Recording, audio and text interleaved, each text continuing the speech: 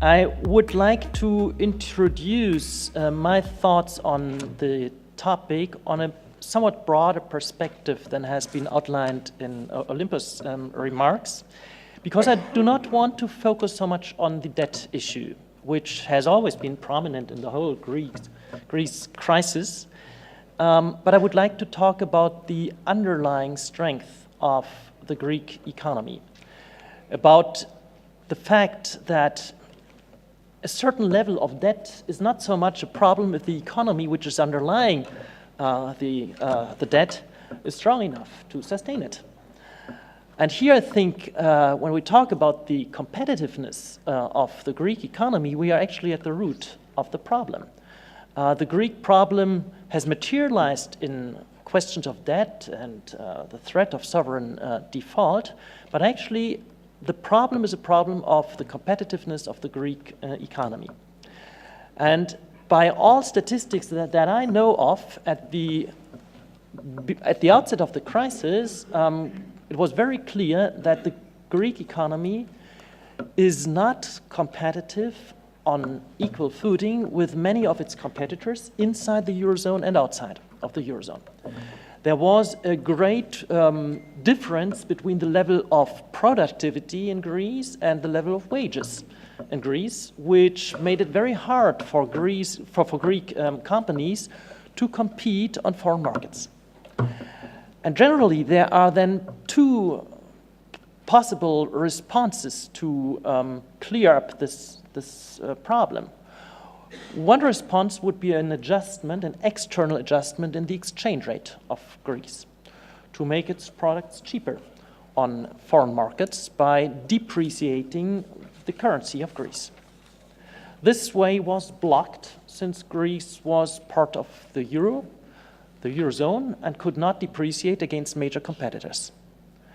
So it had to take the second road, and the second road was to realign productivity and wages in Greece. So essentially what had to be done was that productivity had to be moved up and wages had to move down. And this is exactly the policy which has been pursued over the last 8 years since we started with this kind of rescue policy. We gave huge credits to Greece to keep up the government, to keep it running.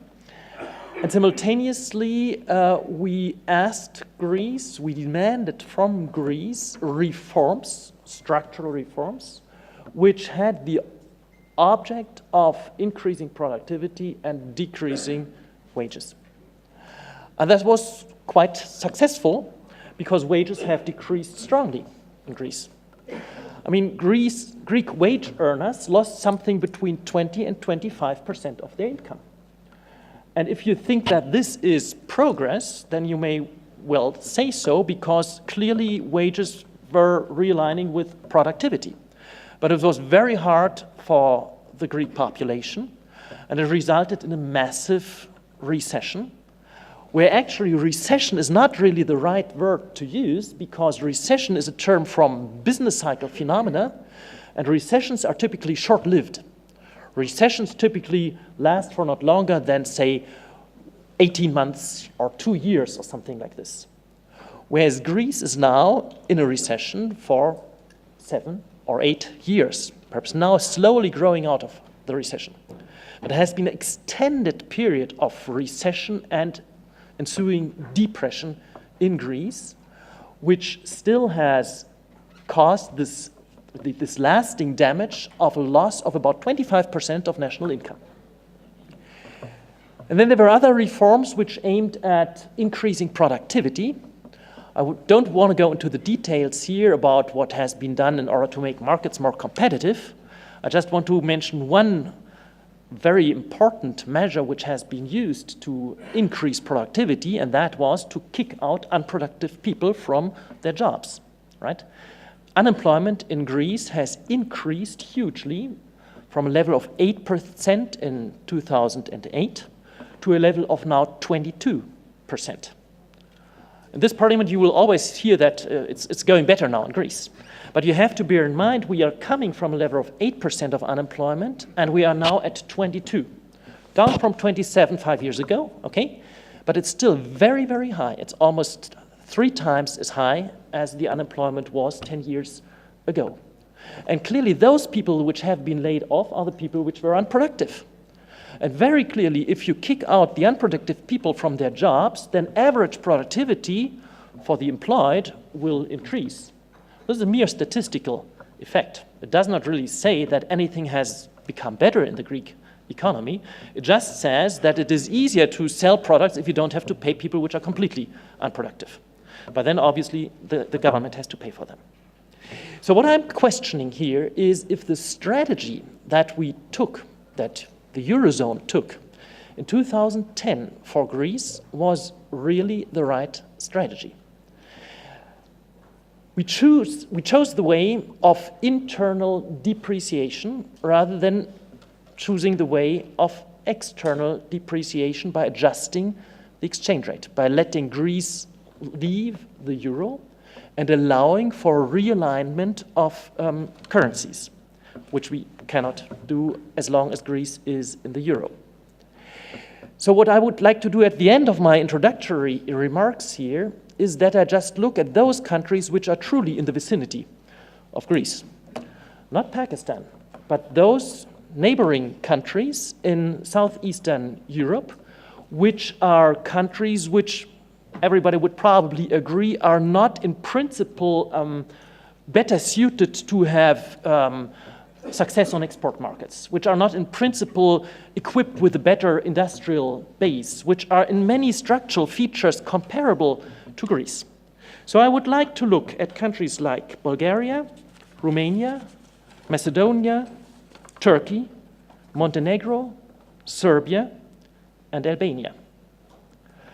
All of these countries are not in the euro. They have their own currency. And if you look at their currency, you will see that the exchange rate, or at least for many of them, the exchange rate has depreciated against the euro. Now we look at the growth experience of these countries over the last 10 years. Bulgaria over the last 10 years grew by 35%. Romania over the last 10 years grew by 56%. Macedonia grew by 51%. Turkey grew by 305%.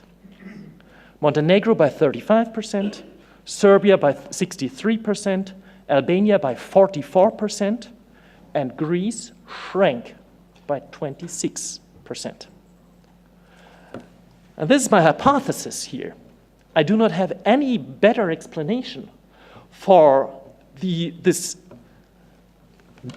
extremely remarkable difference in economic growth experience between many, many neighboring countries which grew impressively and Greece which shrank, that Greece misses a degree of freedom in terms of the possibility to devalue its currency against major competitors.